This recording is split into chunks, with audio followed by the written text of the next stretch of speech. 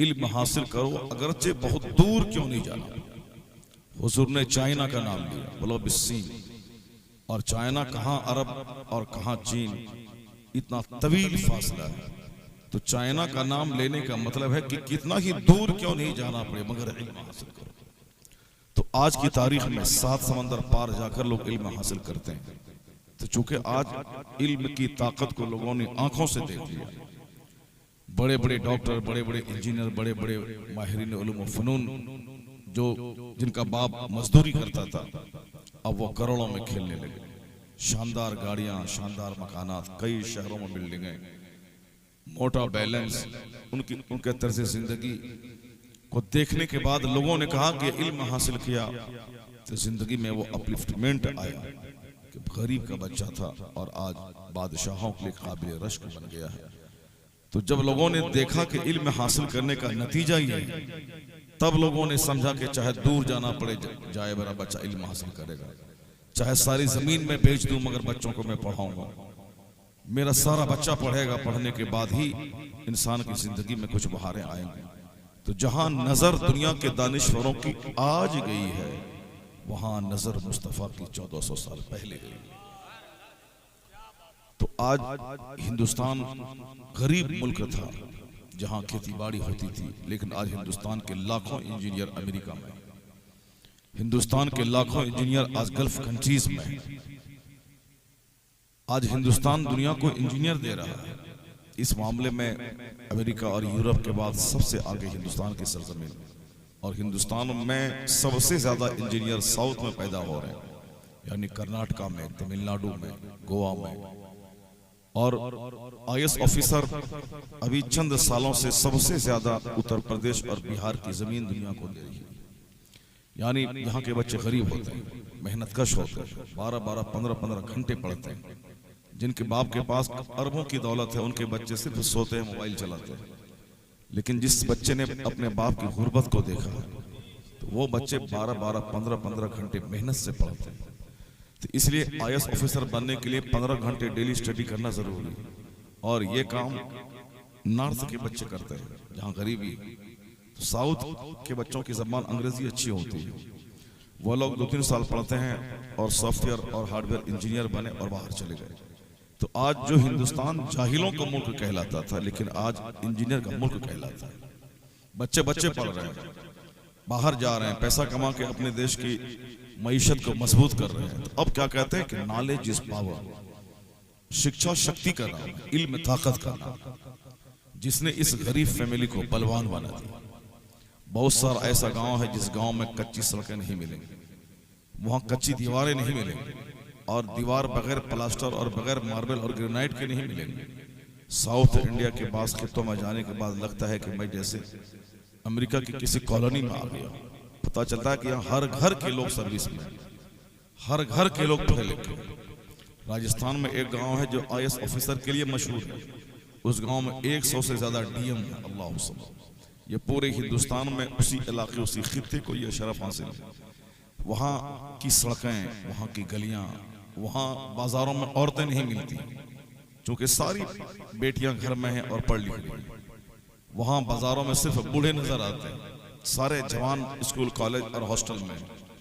और हमारे बिहार और उत्तर प्रदेश में सारे जवान सड़कों पर मिलते हैं, मोबाइल चलाते हुए, गुटखा खाते हुए। जो गुटखा खाएगा, मोबाइल चलाएगा, जो जोकर की तरह चारों तरफ से बाल मुंडा के बीच में खड़ा करके बाल रखेगा, वो क्या डीएम बनेगा? वो क्या आईएएस ऑफिसर बनेगा? आईएएस ऑफिसर वो बनता है जो पढ़ते पढ़ते जिनके सर के बाल उड़ जाते हैं। आईएएस ऑफिसर वो बनता है जो स्कूल कॉलेज जाते जाते जिनकी चप्पल घिस जाती है।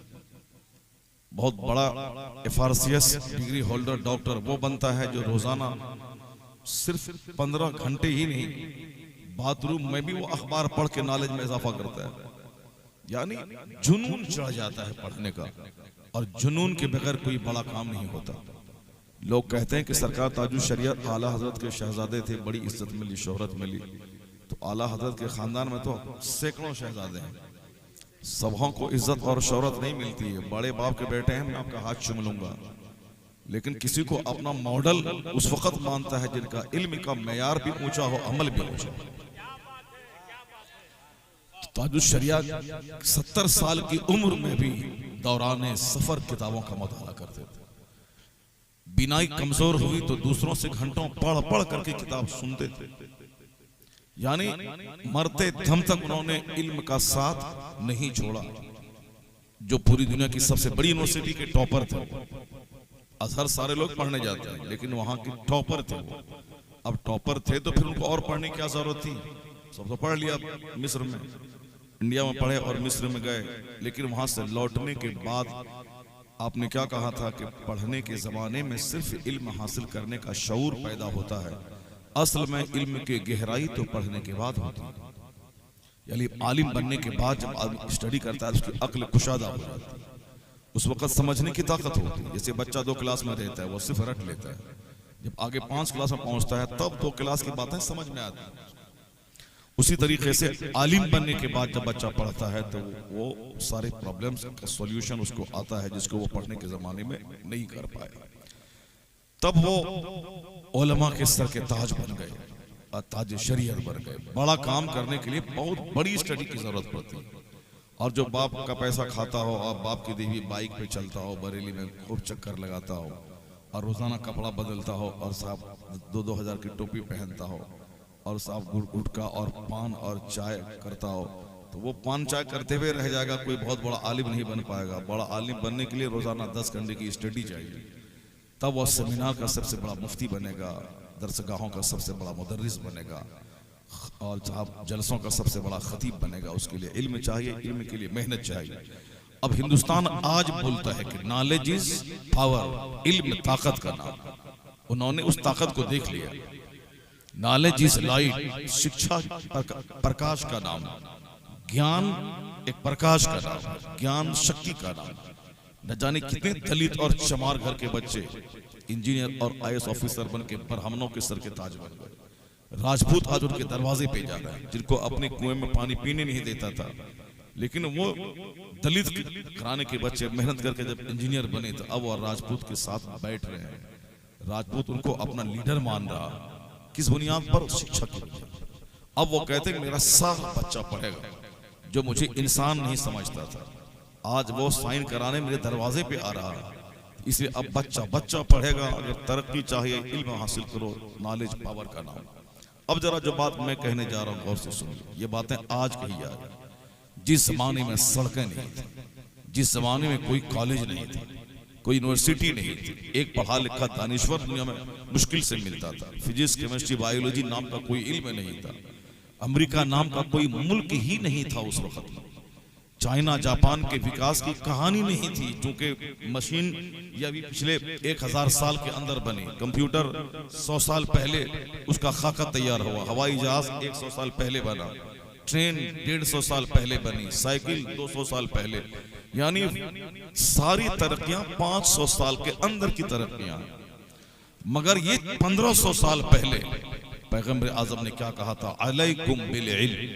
हुजूर ने ये कहा इल्म हासिल करो जन्नत जाओगे, इल्म हासिल करने का रास्ता जन्नत का रास्ता है। वो सब हुजूर ने कहा, लेकिन हुजूर ने ये भी कहा कि अलैकुम बिल इल्म फइन्नल इल्म कुव्वतुन। इल्म हासिल करो, इल्म ताकत का नाम है। अलैकुम बिल इल्म फइन्नल इल्म नूर। इल्म हासिल करो, इल्म रोशनी का नाम। आदमी आज दंग रहता है। इल्म को प्रकाश से आज जोड़ा गया, इल्म को एनर्जी से आज जोड़ा गया, मगर मुअल्लिम कायनात ने 14 सदियां पेशतर इल्म को ताकत का नाम देके बता दिया। अब कयामत तक जो भी इल्म को ताकत बोलेगा, इल्म को नूर बोलेगा, रोशनी बोलेगा, जबान उसकी होगी फॉर्मूला मुस्तफा का। मैंने सिर्फ एक बात आपसे कह दी, क्योंकि मेरा खिताब आज निकाह की इफादियत और महफिल निकाह में जो खिताब होता है, उस खिताब में जो 3 आयतें पढ़ी जाती हैं, उन 3 आयतों के ताल्लुक से है। लेकिन पहले मैंने एक मजाज बनाया कि हुजूर ने कोई ऐसा गोशा जिंदगी का नहीं छोड़ा जिस पे हुजूर ने गुफ्तगू नहीं की। हुजूर ने हमारे लिए गाइडलाइंस नहीं दिया। ये हमने समझ लिया कि मेरा बच्चा समझ लिया कि बाल रखें अमिताभ की तरह, कपड़ा पहने शाहरुख खान की तरह, खाना खाएं क्रिकेटर की तरह, धन मकान दौलत जमा करें नेता की तरह, यानी और फिर मुसलमान बन के रहें सिर्फ कलमा पढ़ के रहें और जन्नत चले जाएं। यानी खाने पीने, शादी ब्याह, अकीका, खतना, वलीमा में मॉडल हुजूर को नहीं मानना है, मॉडल दुनियादार को मानना है।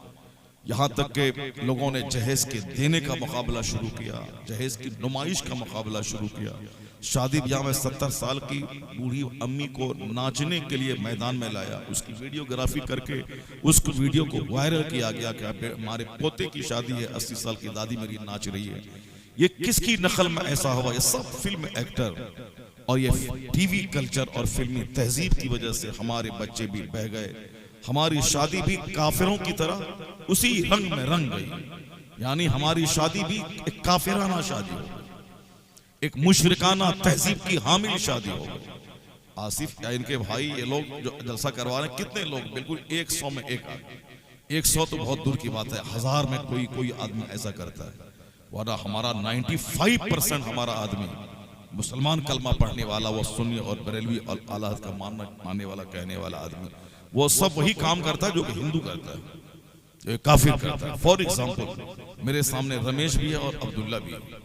रमेश के हाथ में भी धागा है और अब्दुल्ला के हाथ में भी धागा है। रमेश बोलता ये धागा जगन्नाथपुरी का है और अब्दुल्ला बोलता कि ये धागा अजमेर का है।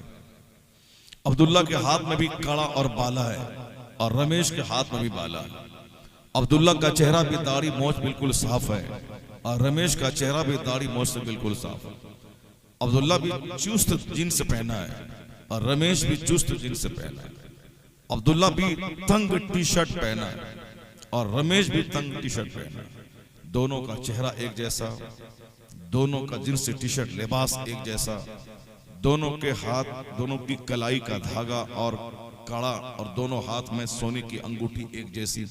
आखिर ये बताएं कि किस बुनियाद पर मैं कहूं कि ये एक जन्नती है और ये जहन्नमी है, ये काफिर है, ये मोमिन है, ये एक मुवहिद है और ये मुशरिक है, ये जन्नती है और ये जहन्नमी है। मैं कैसे पहचानूं?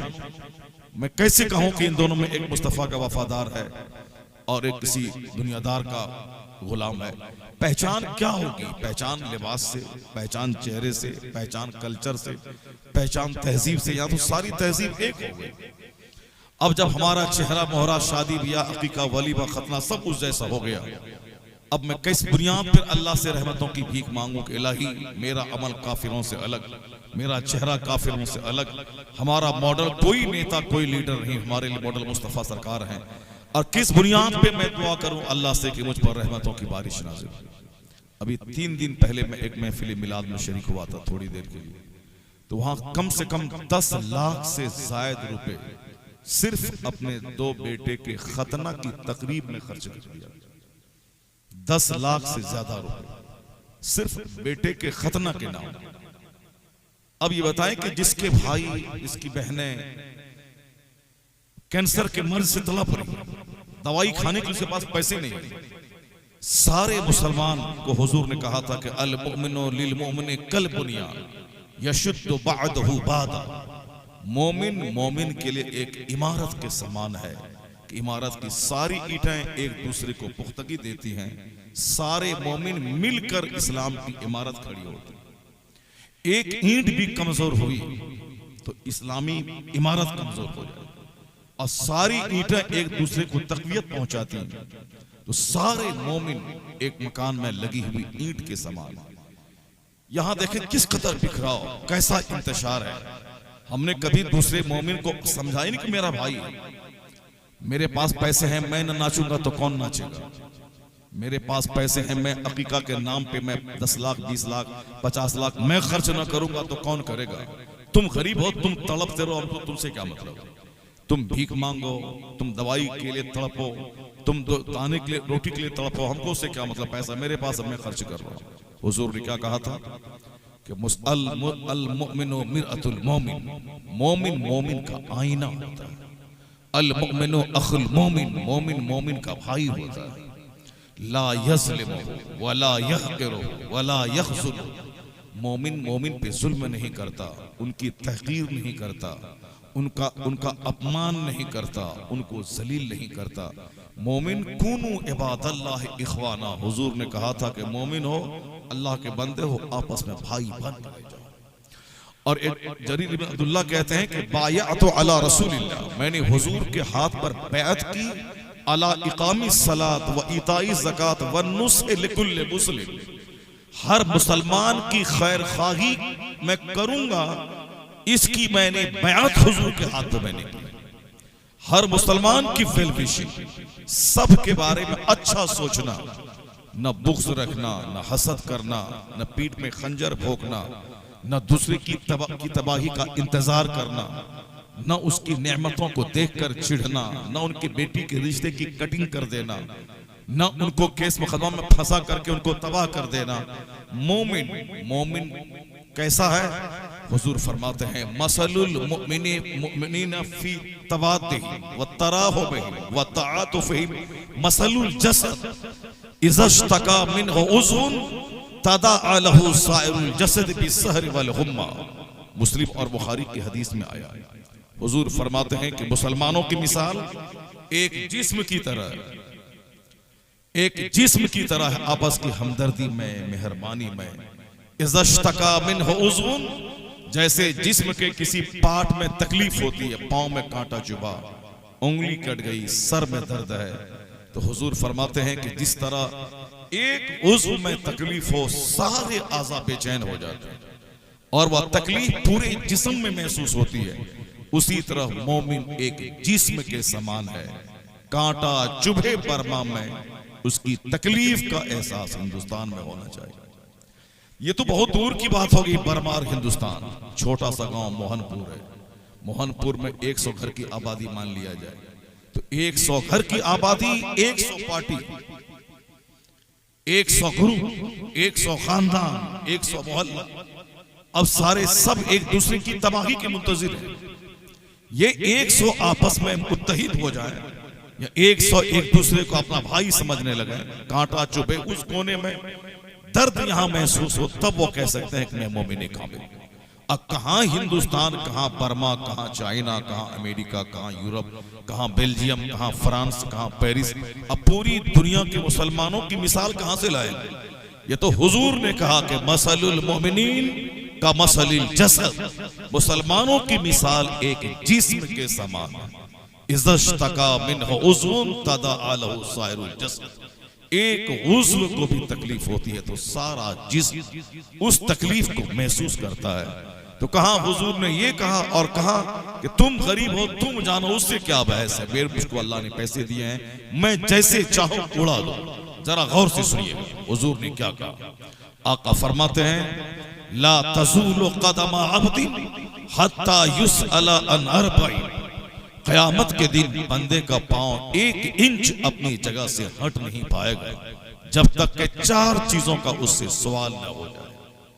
मैदान महशर की गर्मी होगी, सवानेज़े पे आफताब होगा, लोग पसीने में शराबोर रहेंगे, वो घबराहट, वो दूसरी दुनिया होगी। ऐसा सूरज, ऐसा चांद, ऐसी जमीन, ऐसा आसमान नहीं, वो दूसरी दुनिया होगी। इस दुनिया का सूरज और चांद दोनों को मिला दिया जाएगा। वह जुमिअ शम्स वल कमर, जिस शम्स कुव्विरत, जब सूरज को लपेट दिया जाएगा, सूरज और चांद आपस में मिला दिए जाएंगे। वैसल बिहार सुज्जरत, दुनिया के समंदर के पानी को बहा दिया जाएगा, उस पानी में आग लगा दी जाएगी। ये दुनिया के सारे समंदर का पानी उसको बहा करके आग लगा दी जाएगी। वो दूसरी दुनिया होगी जहां की सारी जमीन पर मैदान होगा। अब उस दुनिया में जब हिसाब किताब शुरू होगा तो हुजूर क्या कहते हैं कि दुनिया में चाहे जितनी मस्ती कर ली है कर ले, लेकिन क़यामत के दिन बंदे का पांव 1 इंच नहीं हटेगा जब तक कि वह 4 सवालात के जवाब नहीं देते। आका फरमाते हैं अन उमरिही फीमा अफना, अबाउट हिज लाइफ, उसकी जिंदगी के बारे में कि तुमने हाउ योर लाइफ पास्ट, तुमने अपनी जिंदगी कैसे गुजारी, शरारत में, नमाज छोड़कर सिर्फ पैसा कमाई में, या फिर सिनेमा देखने में, बिल्डिंग की तामीर में, जमीन की खरीदारी में, यानी पैसा कमाने को तुमने जिंदगी का मकसद बनाया, या ये कीमती जिंदगी को तुमने अल्लाह की इबादत में सर्फ किया, कैसे तुमने जिंदगी गुजारी। बंदा जब तक नहीं जवाब देगा 1 इंच अपनी जगह से हट नहीं पाएगा। हुजूर फरमाते हैं कि जिंदगी बहुत कीमती है, एक एक लम्हा इसका कीमती है। सरकार ने कहा कि इस जिंदगी में जैसा तू करेगा उसका अंजाम भुगतने के लिए तैयार रहना। अलबत्ता जरूर याद रखना कि जबान अगर ये कट जाती है तो ओरिजिनल जबान अमेरिका का डॉक्टर भी नहीं दे पाता। आंख की ओरिजिनल बीनाई अगर खत्म हो जाती है तो ओरिजिनल आंख अमेरिका का तबीब भी नहीं दे पाता है। वरना ऐसे ऐसे लोग हिंदुस्तान में पड़े हैं जिनके पास खरबों की दौलत है, दौलत की कोई कमी नहीं। ऐसे ऐसे लोग हैं जिनके पास दो करोड़ की गाड़ियां मौजूद। अभी हिंदुस्तान में एक कार ऐसी आई है जिसकी कीमत 100 करोड़ रुपए, यानी 1 अरब की कार है। इतनी दौलतें दुनिया में है, इतनी दौलतें हिंदुस्तान में है। काफिरों के मुकाबले में मुसलमान के पास कुछ नहीं। काफिरों के पास इतनी दौलतें हैं कि अपनी बेटी की शादी में 500 करोड़ रुपए खर्च करते थे। मुकेश अंबानी ने अपनी बेटी की शादी में 500 करोड़ रुपए अपने दामाद को मकान दिया। उनकी बीवी 100 करोड़ की कार खरीद के लाई। कोई हैसियत नहीं है जमीन की, मकान की, गाड़ी की। अल्लाह ने अपने दुश्मनों को इतनी दौलतें दे दी हैं कि जिसको हम काफिर कहते हैं, जहन्नमी कहते हैं, उनके पास इतने पैसे हैं कि खुद उसको मालूम नहीं कितने पैसे उसके पास है। लेकिन अलबत्ता याद जरूर रखें आप कि अमेरिका का बिल गेट्स सबसे बड़ा मालदार था, हिंदुस्तान का मुकेश सबसे बड़ा मालदार है। लेकिन जो दौलत अल्लाह ने आपको ईमान की दौलत दी है, वह दुनिया का बिल गेट्स हो या हिंदुस्तान के मुकेश हो या अमेरिका का ट्रंप हो या हिंदुस्तान के मोदी जी हो, दुनिया के सारे कुफ्फार मुशरिकी, चाहे टाटा हो, बिरला हो, जिंदल हो, मित्तल हो, अमेज़न कंपनी के मालिक हो, इन सबों की सारी दौलतों को एक पल्ले में रखा जाए और एक गरीब मुसलमान जो दिन भर मजदूरी करके 200 रुपए कमाता है, उस मजदूर के ईमान को एक पल्ले में रखा जाए तो इसका वजन सब पे गालिब आ जाएगा। यानी वो दौलत ईमानी जिसने हिंदुस्तान के सबसे बड़े मालदार को अल्लाह ने नहीं दिया, वो दौलत आपको दी। सबसे बड़ी दौलत व दौलत ईमान जो ट्रंप को अल्लाह ने नहीं दिया, वो अल्लाह ने आपको दिया। सबसे बड़ी दौलत जो अल्लाह ने किसी बिल गेट्स, अमेज़न कंपनी के मालिक को नहीं दिया, जो बाइडन को नहीं मिला, वो अल्लाह ने आपको दिया। इसलिए नहीं दिया है कि आप उसकी पैरवी करें, इसलिए नहीं दिया है कि आप अकीका खतना वलीमा में किसी काफिर की नकल करें।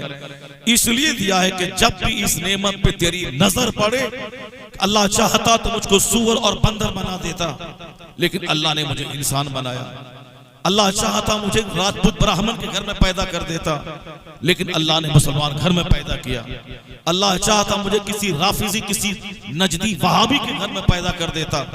अगर हम देवबंदी घर में पैदा होते तो हम भी पानी पी पी कर आला हज़रत को गाली देते। हमने ऐसा नहीं कि 10 साल खूब 1000 किताब को पढ़ा और सुन्नियत को पहचाना तब आला हज़रत को मान रहे हैं। नहीं, बाप मथा मसल के आला हज़रत का पैरोकार, तो हम भी जो है मसल के आला हज़रत के पैरोकार हो गए। हमने इस मसलक की जुस्तजू में एक दिन भी सर्फ नहीं किया। हमने 10 आदमी के पास जाकर के इस मसलक की सच्चाई के बारे में डिबेट नहीं किया। हमने 100-200 किताबों की स्टडी नहीं की। बाप मुसलमान था, हम भी मुसलमान। बाप सुन्नी था, हम भी सुन्नी हैं। ऐसा नहीं कि बाप वहाबी था और हमने खूब 2-4-10 साल मेहनत किया, स्टडी किया, घूमा फिरा, किताब पढ़ा, छान फटक किया, 10 लाइब्रेरी में गए, तकाबुल अदियान का मुताला किया, फिर हमने सुन्नियत को पहचान करके हम सुन्नी बने या हम मुसलमान बने। ऐसा तो करोड़ों में एक मुसलमान भी नहीं किया होगा।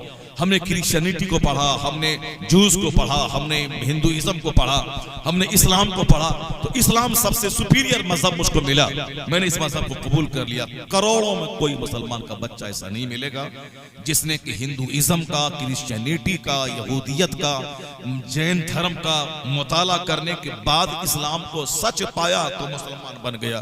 करोड़ों में, अरबों में कोई बच्चा नहीं मिलेगा। मुसलमान है इसीलिए कि मुसलमान घर में पैदा हो।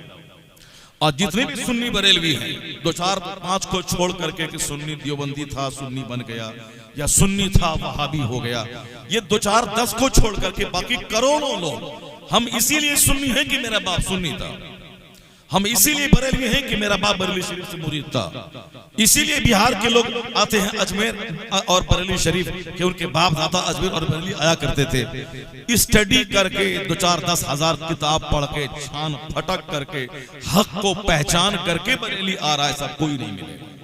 अब अगर अल्लाह ताला आपको देवबंदी घर में पैदा कर देता तो आप भी पानी पी पी करके रजा खानी कह के मुझको गाली देते। अल्लाह राफिजी बना देता तो आप भी पानी पी पी कर शेख करीम को गाली देते। अगर अल्लाह आपको कोई नदवी बना देता तो आप भी पानी पी पी कर बरेलियों को जाहिल करार देते आप। लेकिन एहसान रब्बे आला का, जिसने हमें इंसान बनाया, जानवर नहीं, जिसने हमें मुस्लिम बनाया काफिर नहीं, जिसने हमें राहे हक दिखलाया राफिजी गुमराह बदतमीज नहीं, जिसने हमें सुन्नी बरेलवी फैमिली में पैदा किया, किसी वहाबी देवबंदी फैमिली में नहीं। जब इस नेमत पे गौर करेंगे आप, एक आवाज अंदर से आएगी, इलाही तूने यकतरफा एहसान मुझ पर किया कि सूअर जानवर नहीं इंसान बनाया, काफिर नहीं मोमिन बनाया, हमें तूने वहाबी नजदी नहीं सुन्नी बरेलवी बनाया। इलाही मेरी मेहनत का कोई दखल नहीं था, यकतरफा फजल करते हुए तूने यकतरफा एहसान करके सारी नेमतें दी। इलाही एक नेमत और दे देना, वो नेमत की हालत ईमान में मौत देकर मुस्तफा की शफाअत अता कर देना। ये बात वही करेगा जो आदमी इस पॉइंट पे गौर करेगा, जो इस नेमत पे गौर व फिक्र करेगा, मेडिटेट करेगा, इन्वेस्टिगेट करेगा। जो इस पर गौर ही नहीं करेगा, वो काला रहे कि गोरा रहे, कि वो हिंदू रहे कि संथाल रहे, कि क्रिश्चियन रहे कि यहूदी रहे, वो बरेलवी रहे कि नजदी रहे, को साफ अक्षरी रहे कि देहाती रहे, वो पढ़ा लिखा रहे कि बेपढ़ा लिखा रहे, उसको क्या मतलब पड़ता है? जो इन नेमतों पे गौर करता है वही नेमतों को कद्र करता है। जो इस आंख पे गौर करेगा कि मैं सारी दुनिया को देख रहा हूं, एक नाबीना आदमी अपना हाथ नहीं देख सकता, तो ये इस आंख को मोबाइल की स्क्रीन पे जमा करके 4 घंटे गंदी फिल्में नहीं देखेगा वो, क्योंकि वो देखेगा कि अल्लाह ने मुझको आंख दी। बेशुमार बंदे ऐसे हैं जिसको अल्लाह ने आंख नहीं दिया। तो अब इस आंख देने वाले का मैं शुक्र अदा करूं, और इस आंख से मैं दुनिया को देखता हूं, अपना कारोबार करता हूं, किताब पढ़ता हूं। तो अब इस आंख का सही इस्तेमाल करना है। मैं माँ बाप का चेहरा देखूं तो अल्लाह मुझे मकबूल हज का सवाब अता फरमा दे। मैं मस्जिदों को देखूं तो मेरी निगाहों के नूर में इजाफा हो जाएगा। मैं काबा और गुंबद खजरा को देखूं तो मेरी आंख की बीनाई बढ़ जाएगी। मैं दीनी किताबों का मुताला करूं तो हमारा सीना रोशन हो जाएगा। मैं उलमाए रब्बानियून के देखूं तो मुझे भी आलिम बनने का शौक पैदा हो जाएगा। मैं जन्नती का चेहरा देखूं ताकि जन्नत जाने की तलब मेरे सीने में पैदा हो जाए। इस आंख का इस्तेमाल, जो इस आंख की नेमत पे गौर करेगा, वो मोबाइल चला चला कर 2-4 घंटे आंख को गंदी चीजों से इसे आलूदा नहीं करेगा, बल्कि इस नेमत पे जितना ज्यादा पॉजिटिवली वो गौर करता चला जाएगा, इस आंख का सही इस्तेमाल करने का शौक पैदा होता चला जाएगा। इसलिए नेमतों पे गौर व फिक्र करना और फिर उस नेमत की कद्र करना, ये उसी को हासिल है जो गौर व फिक्र से काम लेता है, जो इन्वेस्टिगेट करता है। इस तरह सारी नेमतें, आंख, हाथ, पांव, सारी चीजें एक बड़ी नेमत है। कुव्वते मर्दान की भी एक बड़ी नेमत है। बहुत सारे लोग जहर खा के मर जाते हैं जब शादी के बाद वो अपनी बीवी के काबिल नहीं रह जाते। शादी से पहले 2-4 लाख रुपए की दवाइयां, माजून और टिकिया इस्तेमाल करते हैं, जो अपने हाथ से गलत इस्तेमाल करके उन्होंने जिरियान का जो मरीज हो चुका हो, इगलामबाजी करके, मुश्तजनी करके, या किसी जानवर से सोबत करके, या हिजड़ों के पास, तवायफ के पास आते जाते शादी से पहले अपने आप को तबाह कर चुका हो। शादी की तारीख बनने के बाद अंदर ही अंदर वो भूलने लगता है, छुप छुप के 2-4, 10-20 डॉक्टरों से इलाज करवाता है। उसके बाद भी अगर वो शादी के बाद अगर कामयाबी नहीं मिली उसे, तो फिर वो जहर खा के जान दे देता है। फिर वो घर से भागता है, फिर अपने ससुराल और घर में बीवी के पास नहीं जाता है। लेकिन जो ताकत वो 2-4 लाख रुपए खर्च करके हासिल कर रहा है, अगर किसी को वो ताकत 1 रुपया खर्च किए बगैर नेचुरल तौर पर मिली हुई हो, जिससे कि satisfaction of heart, satisfaction of physical position उसको हासिल हो रही हो, तो वो क्या करेगा? वो अल्लाह रब्बुल इज्जत की बारगाह में सजदा रेज़ होकर कहेगा, इलाही तूने दुनिया की वो लज्जतें अता कर दी जिसका एहसास हकीकी तो जन्नत में होगा, लेकिन यहाँ तुम्हें एक बड़ी नेमत की सेहत और तंदुरुस्ती की नेमत दे दी। मैं मर्द हूँ, कुव्वत मर्दानगी मेरे पास मौजूद है। अगर इस नेमत पे वो गौर करेगा तो कभी ज़िना नहीं करेगा, कभी तवाइफ के कोटे पे नहीं जाएगा, कभी वो इस्लामबाजी के करीब नहीं जाएगा, कभी वो हैंड प्रैक्टिस नहीं करेगा, बल्कि वो चाहेगा कि इस नेमत का मैं सही इस्तेमाल करूं। जो हजारों आदमी जिससे महरूम है, अल्लाह ने वो ताकत यकतरफा तौर पर फजल करते हुए आसानी से मुझको अता फरमा दिया है। जब वो इस नेमत पे गौर करेगा तो सजदा करने की का शौक बढ़ेगा, इबादत करने की तौफीक मिलेगी, वह गुनाहों से बचेगा, नेकियों की तलब बढ़ती चली जाएगी। चूंकि क़यामत की निशानी है, आखिर ज़माने में अक्ल घट जाएगी। और हुजूर ने फरमाया है, तुनज़अ उक़ूलु अक्सरे ज़ालिका ज़मान, अखीर जमाने के अक्सर लोगों की अक्लें छीन ली जाए। लोग सिर्फ नकल करेगा दूसरे की, उसके पास अक्ल नहीं होगी, अपने से सोचने की सलाहियत नहीं होगी। उन्होंने अपनी शादी में 100 स्कॉर्पियो व्हाइट कलर की बारात में ले गया है, तो मैं भी ले जाकर दिखला दूंगा, चाहे कर्ज लेना पड़े। यानी सिर्फ नकल करना। वो बरेली के सबसे बड़े लान में अपना वलीमा किया है, तो मैं दिल्ली के 5 स्टार होटल में अपना वलीमा करूंगा। यानी सिर्फ नकल करना। ये नहीं कि उनके पास पैसा था, उन्होंने पैसे का गलत इस्तेमाल किया, उन्होंने अपने स्टेटस को बुलंद करने के लिए हिंदुआना रस्म और रिवाज पे अमल किया। मेरे पास पैसे हैं, मैं लान बुक कर सकता हूं, लेकिन मैं हुजूर की सुन्नत पर अमल करते हुए अपनी बेटी की शादी मस्जिद में बैठ के करवा दूंगा। ये बहादुरी थी, ये हिम्मत थी, ये हौसला होना चाहिए था। नहीं, अकल रहेगी तब ना ऐसा वो सोचे। हुजूर ने कहा कि तुन जाओ अकूलो अक्सर ज़ालिका ज़मान।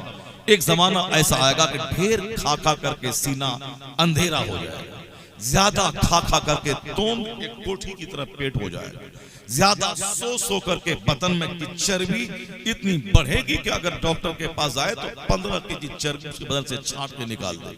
और आजकल चर्बी छांट के निकालने का काम शुरू हो गया है। एक रफीक भाई अजमेर के थे, 3 साल पहले मदीना में मुलाकात हुई, इतना बड़ा तोन था उसका, ऐसे ऐसे चलता था वो।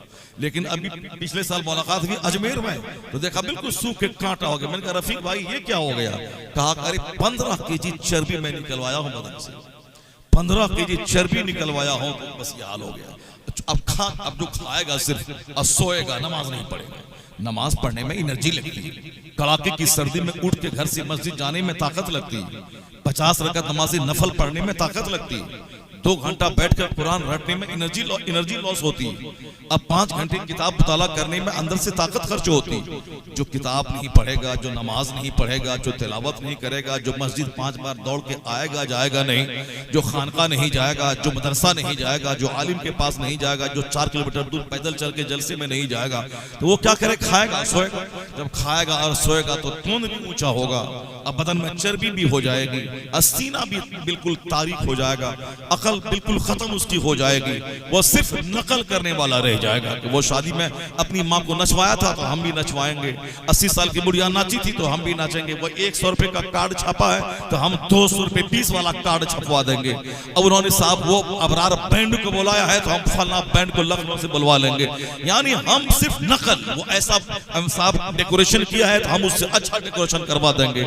वो साहब आधा किलोमीटर दूर तक कारपेट बिछवाया है तो हम 3 किलोमीटर दूर तक कारपेट बिछवा देंगे। वो साहब 1000 बैलून लगाया तो हम 2000 बैलून लगा देंगे। उन्होंने 100 मरकरी लगवाई है तो हम 500 मरकरी लगवा देंगे। यानी सिर्फ इसके पास अकल न होगी वो नकल करेगा। वो लाइटिंग की नकल, खाने की नकल, 5 आइटम बनाया 10 आइटम हम बना देंगे। वो सफेद स्कॉर्पियो लेके गया था, हम ब्लैक स्कॉर्पियो लेके जाएंगे। वो 50 गाड़ी इनोवा लेके गया था, हम 50 फॉर्च्यूनर लेके जाएंगे। अक्ल घटेगी, नकल बढ़ जाएगी, सिर्फ नकल की आदत होगी। हुजूर ने क्या कहा? तुन जाओ अकूलो अक्सर ज़ालिका ज़मान। उस जमाने के अक्सर लोगों की अकलें छीन ली जाएंगी। जब अकल छीन ली जाएगी तो वो काहे के लिए वो